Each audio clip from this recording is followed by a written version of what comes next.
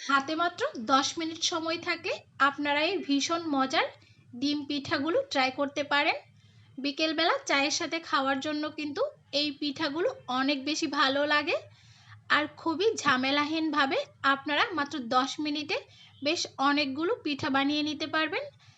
আজকে তৈরি করব মাত্র একটা ডিম আর 1 কাপ ময়দা দিয়ে এই মজার ডিম পিঠাগুলো। এগুলোকে পিঠাও বলতে পারেন, আবার কিন্তু বিস্কিটও বলা যায়। আর বানিয়ে কিন্তু আপনারা পুরো 1 সপ্তাহ সংরক্ষণ করেও খেতে পারবেন। আসসালামু আলাইকুম everyone, welcome back to my channel. আশা করছি আমার আজকের ভিডিওটিও আপনাদের কাছে অনেক বেশি সহজ আর ভালো লাগবে। ভালো লাগলে কিন্তু প্লিজ আমার চ্যানেলটা সাবস্ক্রাইব করে আমার পাশেই থাকবেন। তাহলে চলুন আর দেরি না করে ঝটপট পুরো রেসিপিটা দেখে বিস্কিট বানানো শুরু করে দেই। পিঠাগুলো তৈরি করার জন্য প্রথমে একটা মিক্সিং বোলে নিয়ে নিচ্ছি একটা ডিম। এখন দিয়ে দিচ্ছি হাফ কাপ চিনি, সামান্য একটু লবণ, আর দিচ্ছি খুবই সামান্য একটু ভ্যানিলা এসেন্স। আর এই হাফ কাপ চিনিতেই কিন্তু খুব সুন্দর একটা মিষ্টি হবে। এর থেকে বেশি চিনি দিতে যাবেন না, তাহলে কিন্তু মিষ্টিটা খুবই বেশি হয়ে যাবে। হাফ কাপ চিনিতেই একদম পারফেক্ট একটা মিষ্টি পাবেন। এখন একটা হ্যান্ড উইক্সের সাহায্যে চিনিটাকে পুরোপুরি গলিয়ে নিতে হবে। দেখুন মেশাতে মেশাতে ডিমটা অনেকটাই ফোমি হয়ে গেছে আর চিনিটাও কিন্তু পুরোপুরি গলে গেছে। এখন দিয়ে দিচ্ছি 1 কাপ ময়দা, 1 টেবিল চামচ দিয়ে দিচ্ছি গুঁড়া দুধ, 1 চা চামচ দিচ্ছি ঘি। আর ঘিটা দিলে কিন্তু পিঠাগুলো থেকে খুব সুন্দর একটা সুঘ্রাণ আসে। 1 টেবিল চামচ দিয়ে দিয়েছি সাদা তেল, আর 1 চা চামচ দিয়েছি বেকিং পাউডার। বাসায় যে নর্মাল চায়ের চামচগুলো থাকে ওইগুলো দিয়ে মেপে দিলেই হবে। এখন আমি এগুলোকে একটু মেখে একটা ডো তৈরি করে নিচ্ছি। আর আমার এখানে আরও কিছুটা ময়দা লাগতে পারে, আমি পরে অ্যাড করে নিব। আর এই ডোটা কিন্তু অনেক বেশি নরম হবে না, আবার অনেক বেশি শক্তও হবে না। আমি এখানে আরও 1/3 কাপ ময়দা দিয়ে দিচ্ছি। এখন সব কিছুকে আবারও মিশিয়ে নিচ্ছি। আমি হাতের সাহায্যে মিশিয়ে নিচ্ছি। আর এইভাবে খুব ভালোভাবে মিশিয়ে নিতে হবে। আর এই ডোটা অনেকটা আমরা বিস্কিট বানাতে গেলে যেরকম ডো তৈরি করি ঠিক ওই রকমই হবে। প্রথমে একটু নরম থাকলেও এটাকে যদি 5 মিনিটের জন্য রেস্টে রেখে দেন তাহলে দেখবেন একদম পারফেক্টভাবে সেট হয়ে যাবে। এই তো আমার মেশানোটা হয়ে গেছে। এখন আমি এটাকে 5 মিনিটের জন্য রেখে দিচ্ছি।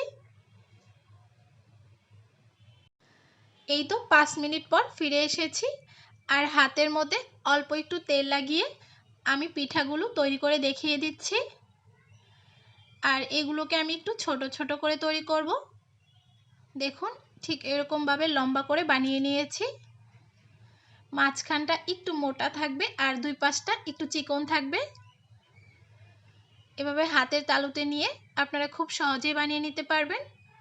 আর এগুলোকে কিন্তু বানিয়ে রেখে দেওয়া যাবে না, একটা একটা বানিয়ে সাথে সাথেই তেলে দিয়ে দিতে হবে।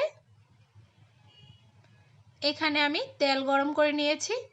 আর তেলটাকে কিন্তু খুব গরম করা যাবে না, হালকা গরম থাকা অবস্থায় পিঠাগুলোকে দিয়ে দিতে হবে। আর শুরুতেই যদি একদম হাই হিটে এগুলোকে ভাজেন তাহলে দেখবেন উপরে খুব দ্রুত কালার চলে আসবে আর ভেতরটা কিন্তু হতে চাইবে না। আর এগুলো কিন্তু তেলে দেওয়ার সাথে সাথেই দেখবেন ফুলে ডাবল হয়ে গেছে। আর আপনারা কিন্তু অবশ্যই চুলার হিটটাকে মিডিয়াম লোয়ের মাঝামাঝি রেখে এগুলোকে ভেজে নেবেন। দেখুন পিঠাগুলো কি পরিমাণে ফুলে উঠেছে। আর এগুলো কিন্তু চায়ের সাথে খেতে খুবই ভালো লাগে। আর দেখবেন একটা ডিম দিয়ে কিন্তু বেশ অনেকগুলো পিঠা তৈরি হয়ে যাবে। আর বানাতেও কিন্তু খুবই অল্প সময় লাগে। যে উপকরণগুলো আমরা ব্যবহার করেছি এগুলো কিন্তু আমাদের সবার বাসায় অ্যাভেলেবেল থাকে, তাই আপনারা কিন্তু যখন তখন এগুলোকে বানিয়ে নিতে পারেন।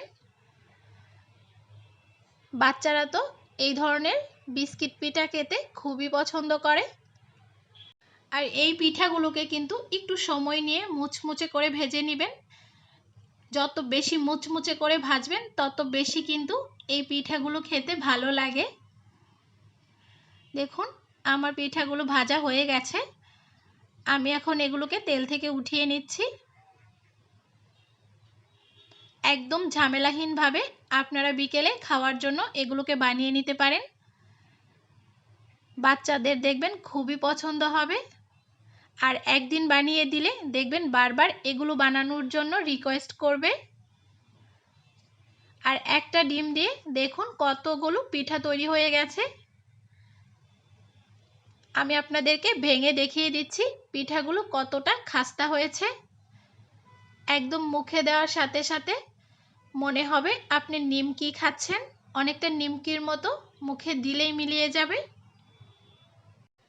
আর আশা করছি আমার আজকের বিস্কুট পিঠার রেসিপি আপনাদের কাছে খুবই সহজ আর ইউনিক লেগেছে। আর ভালো লাগলে কিন্তু প্লিজ আমার ভিডিওটাতে একটা লাইক দিয়ে শেষ অবধি দেখবেন। আর চ্যানেলটা কিন্তু অবশ্যই সাবস্ক্রাইব করে দিবেন। তাহলে আমি আজকের মতো এখানেই বিদায় নিচ্ছি। আবারও ফিরে আসব নতুন কোনো নাস্তার রেসিপি ভিডিও নিয়ে। ততক্ষণ পর্যন্ত আপনারা অনেক বেশি সুস্থ থাকেন আর ভালো থাকেন। আল্লাহ হাফেজ।